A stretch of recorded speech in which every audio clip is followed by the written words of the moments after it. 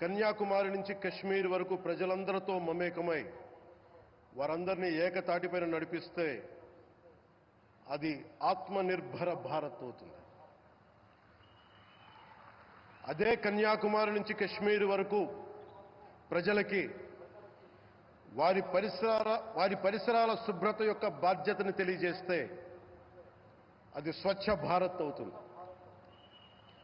అదే కన్యాకుమారి నుంచి కశ్మీర్ వరకు ప్రజల గుండెల్లో దేశభక్తి, ధైర్య సాహసాలతో నింపితే అది పటిష్టమైన, బలిష్టమైన భారతం అవుతుంది. అది ఒక రోజున అఖండ భారతం అయి తీరుతుంది.